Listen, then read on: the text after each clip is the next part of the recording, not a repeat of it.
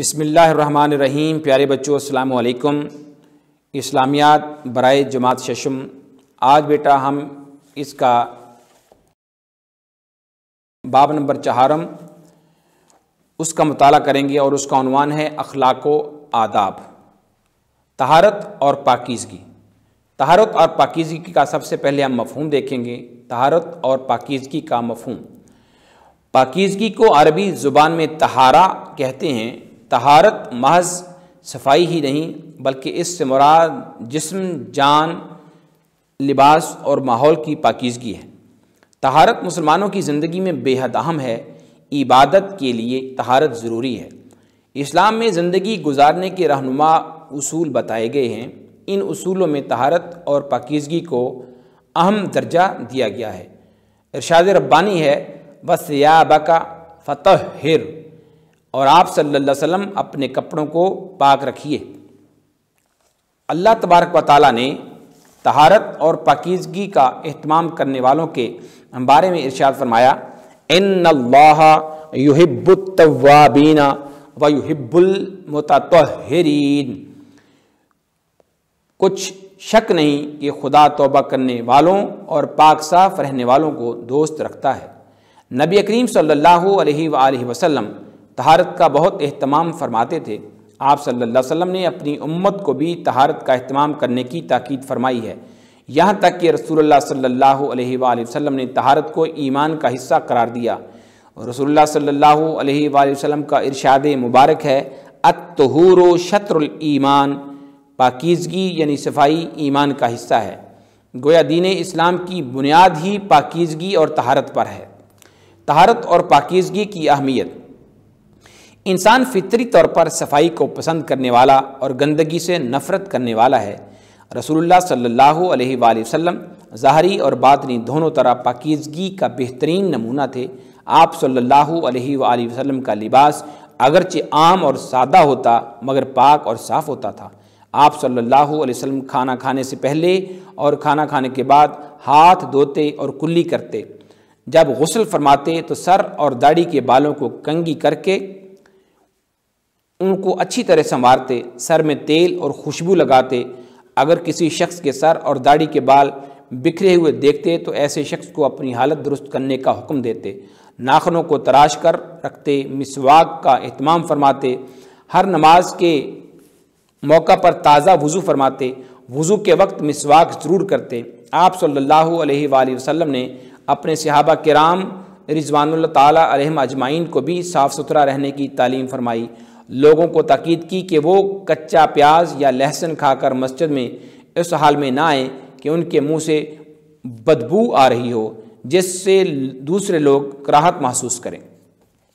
بدو لوگ اکثر پانی کی کمی کی وجہ سے کئی دن غسل نہ کرتے تھے۔ آپ صلی اللہ علیہ وآلہ وسلم نے ان کو ہدایت فرمائی کہ کم از کم جمعہ کے روز غسل کر کے مسجد آئیں تاکہ دوسرے لوگ ان کے پسینے کی بدبو سے پریشان نہ ہوں۔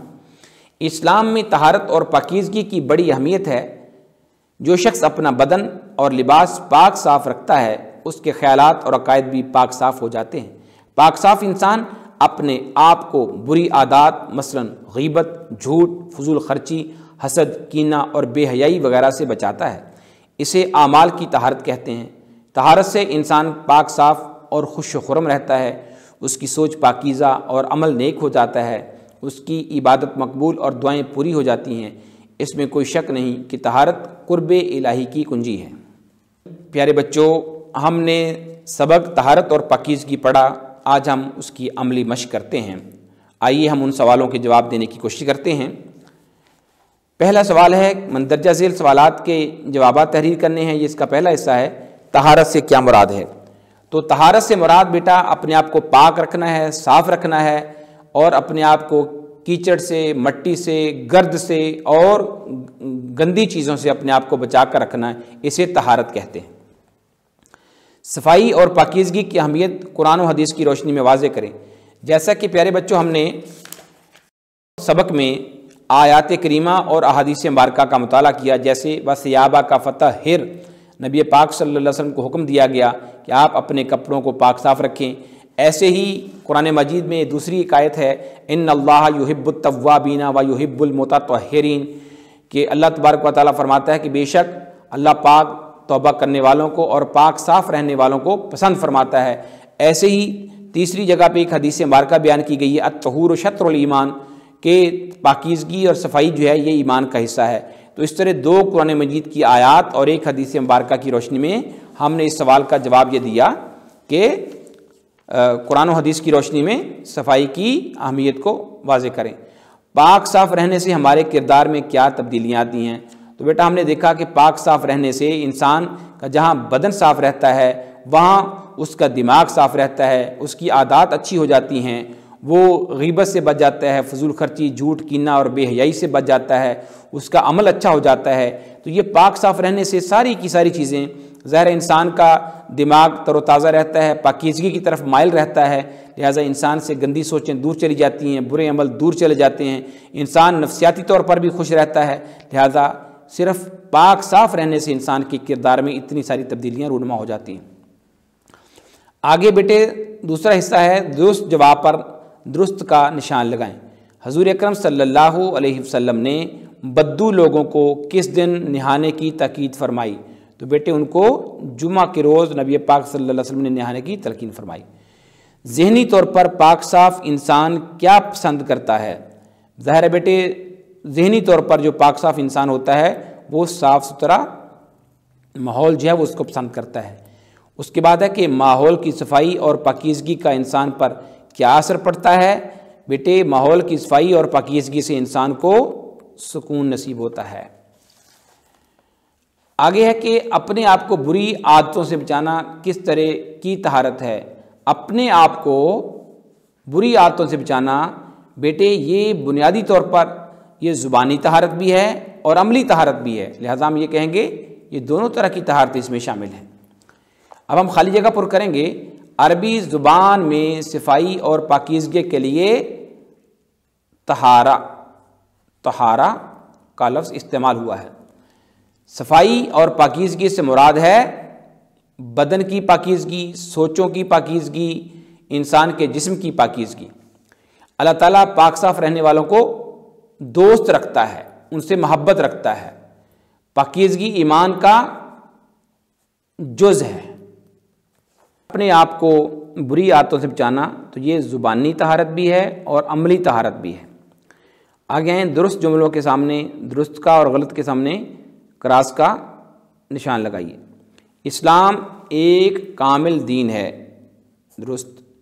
طہارت قرب الہی کی کنجی ہے، درست۔ پاکیزگی مکمل ایمان ہے، یہ غلط ہے بیٹے، ایک شرط ہے، اس کا ایک جز ہے۔ پاک صاف انسان گندے ماحول کو پسند کرتا ہے، غلط، یہاں بھی ہم کراس کا نشان لگائیں گے۔ انسان فطری طور پر گندگی سے نفرت کرنے والا ہے، درست۔ بیٹا عملی کام اس کا کہ طلبہ آپس میں کیا کریں گے، آلودگی اور صفائی کی جو اہمیت ہے اس پہ آپ نے سبق کو دیکھنا ہے، اور دیکھنے کے بعد اس پہ آپ نے اپنی ایک تقریر تیار کرنی ہے، اور اس میں کیا کرنا ہے کہ آپ کو کم از کم یہ دونوں آیات اور یہ جو حدیث مبارکہ ہے یہ آپ کو زبانی یاد ہونی چاہیے، اور صفائی سے جو ہمارے جسم میں، ہمارے زبان میں، ہمارے ماحول میں، ہمارے گھر میں جو تبدیلیاں رونما ہوتی ہیں وہ ساری کی ساری صفائی کی وجہ سے ہوتی ہیں۔ لہٰذا صفائی کے اوپر آپ نے ایک بہترین سی تقریر تیار کرنی ہے، اور اس میں سارا یہ سبق کا جو یہ حصہ ہے خاص طور پہ آخری پیراگراف جو ہے یہ آپ کی تقریر میں آ جائے گا۔ لہٰذا اس طریقے سے آپ صفائی جو ہے اور پاکیزگی اور طہارت جو ہے اس کو اچھے طریقے سے ذہن نشین کر لیں گے۔ تو بیٹا اب ہم نے اخلاق اور آداب کے اندر طہارت اور پاکیزگی کے سبق کا مکمل طور پر جائزہ لے لیا، اس کی عملی مشق کر لی۔